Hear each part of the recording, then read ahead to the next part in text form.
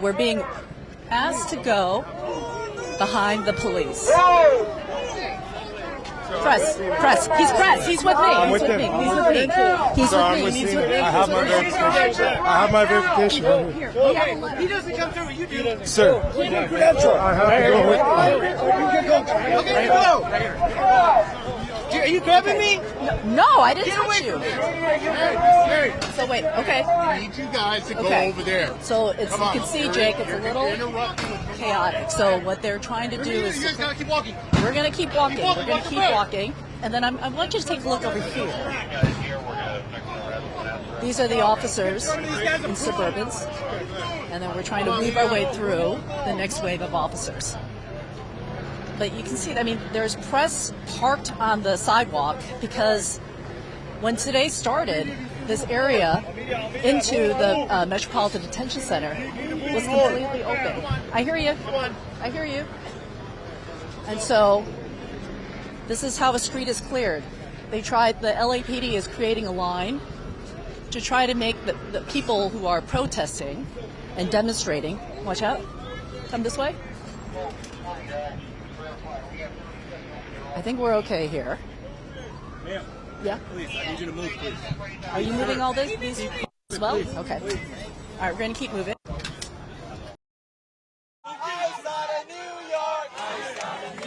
Thousands are taking to the streets across the country to protest immigration and customs enforcement. The epicenter is in Los Angeles.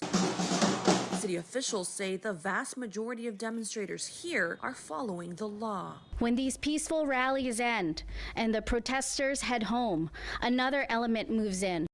But the number of people arrested during the protests climbing. Nearly 200 were taken into custody on Tuesday before a small part of the city went under curfew. I would appeal to the president to stop the ICE raids so that we can have stability in our city. National Guard members are in LA against the governor's wishes. A U.S. official says hundreds of Marines the president mobilized have been briefed on rules for use of force on American soil.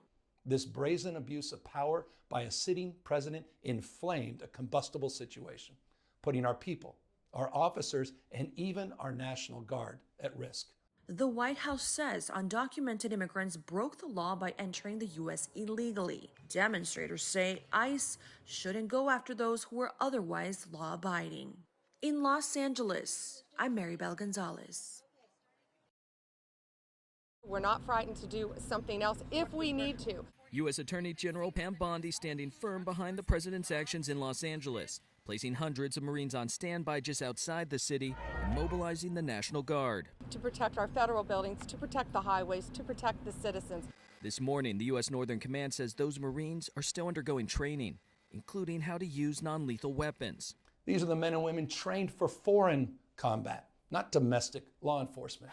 On a New York Post podcast today, Trump says he feels more emboldened in his second term. I can be stronger on an attack on Los Angeles. I think bringing in the National Guard 4 years ago or 8 years ago would have been more difficult. California Governor Gavin Newsom has accused the president of dangerously inflaming the situation by sending in Marines and National Guard troops. Democracy is under assault before our eyes. An overnight curfew has been in effect in parts of downtown to tamp down potentially violent agitators and run-ins with the LAPD. This was provoked by the White House. I posit that maybe we are part of a national experiment to determine how far the federal government can go in reaching in and taking over power from a governor. The mayor says the curfew, which covers about 1 square mile of downtown LA, is likely to continue for a few more days. LA's unrest comes as similar protests take place in several other cities like New York, Austin, Washington, D.C., and Chicago.